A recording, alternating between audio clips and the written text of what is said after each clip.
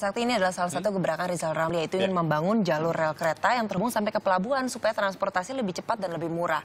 Selain itu ada juga menaikkan denda untuk para perusahaan yang menaruh kontainernya di situ. Sekarang ini hanya 27.500 per kontainer, which is sebetulnya lebih murah bila dibandingkan dengan sewa gedung yang akhirnya lebih mahal. Ya, dan kalau bicara gebrakannya Rizal Ramli ini sebenarnya cukup banyak. Kalau saya sendiri yang paling menyita perhatian saya adalah gebrakan Rizal Ramli yang akan memperbaiki sistem teknologi informasi atau ICT di sana.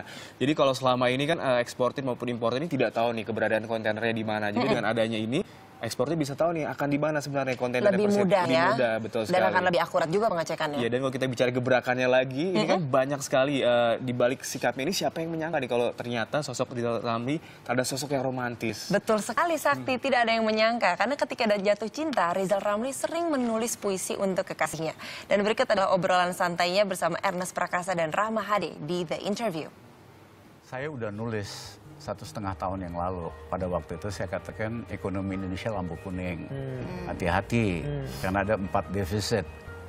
Ya, kuartal defisit. Defisit current account, defisit balance of payment, defisit trade deficit, sama budget deficit. Kalau nggak diberesin, ini bisa lampu merah. Begitu banyak yang harus diperbaiki itu Bang Rizal, berarti krisis ya Bang ya? Well, no comment tuh. Waduh. Panjang ternyata no comment nih Mbak Mutia. Ujung-ujungnya jadi Desi Ratnasari juga nih, no comment nih kalau Ya ditanya. udah deh, kita langsung ke Pertanyaan berikutnya. kedua ya. Ya, silakan boleh Sebelumnya, langsung Mbak perkenalan namanya dan pertanyaannya. Ya, nama saya Lesya. Ini mungkin pertanyaannya nggak menyangkut masalah politik ya Pak, masalah pribadi. Saya dengar-dengar Bapak nih katanya sering menulis puisi nih Pak. Kalau boleh tahu siapa sih penyair favoritnya nih Pak? Waduh, Kayaknya ketahuan aura romantis bener Bang, ya. suka nulis puisi bener? Ketika jatuh cinta biasanya.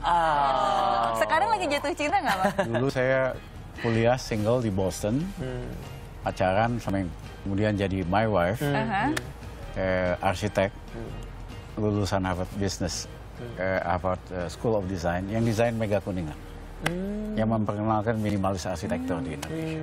Jadi kan kita pacaran jarak jauh. Jadi saya tulisin puisi. Zaman dulu nggak bisa Skype, nggak bisa FaceTime, nggak bisa. Tapi lebih romantis aja zaman dulu Kuartel ya. mahal, serba susah itu. Boleh dong Pak, liriknya sedikit saja dulu apa yang paling Kita diingat? mau denger sepenggal. Ya, kasarnya gitu. I met so many people di Boston waktu itu. I see many places. Aku lihat banyak tempat. Tetapi yang aku ingat cuma kamu. Catat.